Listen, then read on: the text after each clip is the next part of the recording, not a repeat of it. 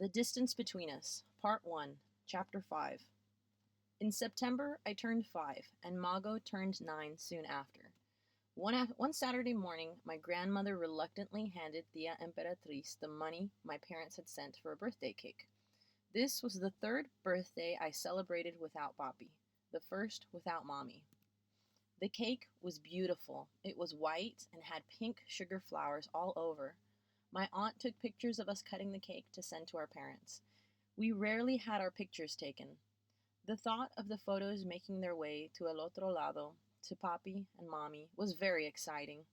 I hoped those pictures would remind them of us, so they wouldn't forget they still had 3 children waiting for them to return. I smiled the biggest smile I could manage, to show I appreciated the money they'd sent for the cake. Carlos smiled halfway. He was very self-conscious about his crooked teeth. Mago didn't smile.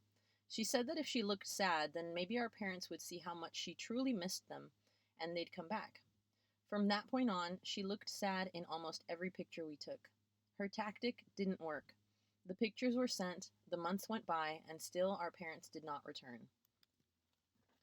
The one who did return was Elita's mother. We had been at Abuela Avila's house for a little more than a year when Elita turned 15. She officially became a señorita, a little woman, and her mother came to Iguala to throw a big quinceanera for her, to celebrate such an important moment in her daughter's life.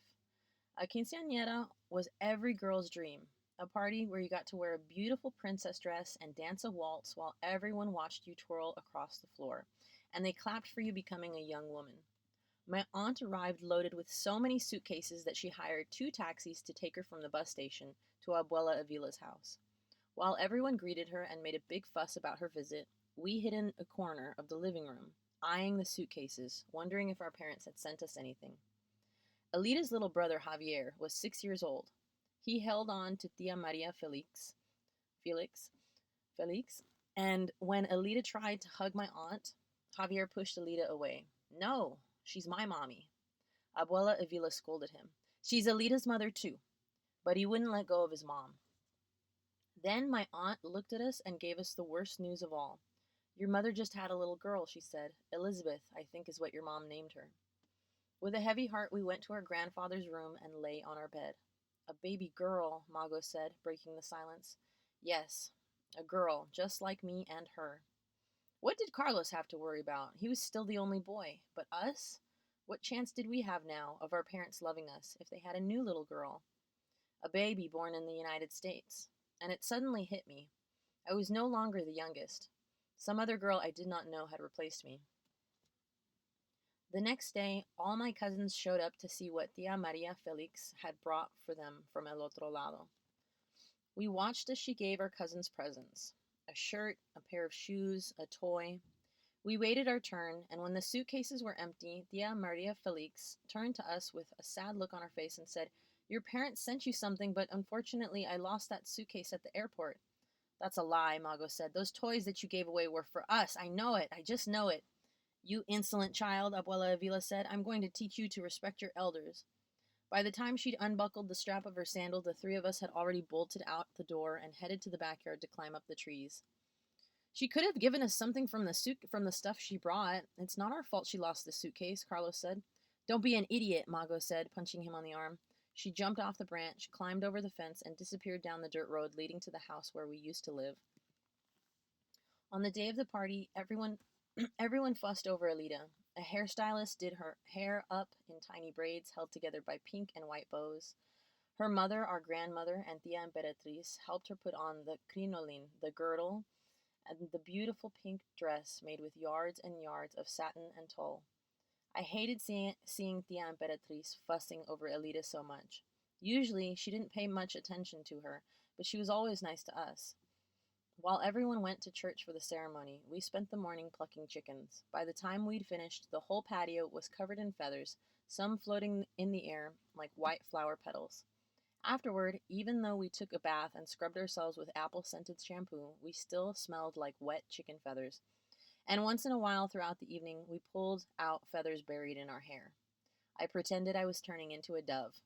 I imagined flying in search of my parents. The quinceañera was held at a beautiful reception hall. Alita looked like a princess, wearing her puffy pink dress and matching slippers. Mago spent the whole time sitting in the corner of the ball, feeling sorry for herself and jealous of Alita. That stupid frog eyes doesn't deserve this party. Carlos took advantage of the fact that everyone was too busy to see him sneaking into the kitchen to stuff himself as much as he wanted. I spent the whole time hiding under a table, crying about the fact that my parents had replaced me. I only came out to see the waltz, the highlight of any quinceanera party. Elita danced with her escort, and then she danced with the godparents. The last waltz was meant to be danced with her father, as is tradition, but since her father wasn't there, she danced that waltz with my aunt's cousin, who was a butcher. He raised and killed pigs and had a restaurant where he sold pozole, chorizo, chicharron, and everything else that comes from pigs. Look at her, dancing with the pig man, Mago said. How appropriate. My eyes watered as I watched Elita dance with a man that wasn't her father. I prayed for Papi to come back soon. When I turned 15, I didn't want to dance the waltz with anyone but him. As Tia Maria Felix was packing and getting ready to go back to the United States, Carlos said, Tia, what does El Otro Lado look like? He wanted to know more about the place where our parents lived. El Otro Lado is a beautiful place, my aunt said. Every street is paved with concrete.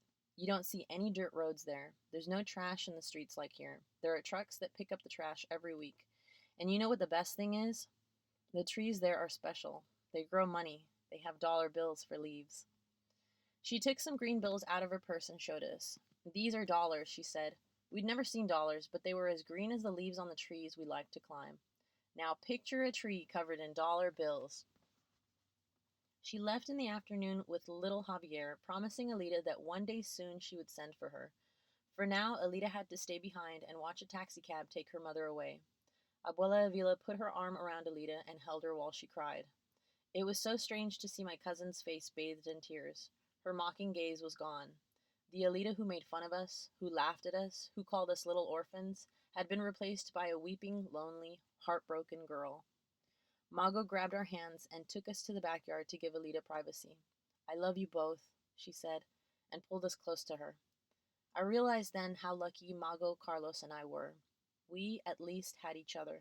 Elita was on her own. We talked about those special dollar trees.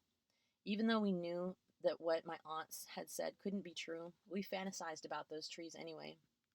If we had trees like that here, Bobby wouldn't have had to leave, I said. He could have bought the brick and cement and built us a house with his own hands. We talked about the day when our parents would return.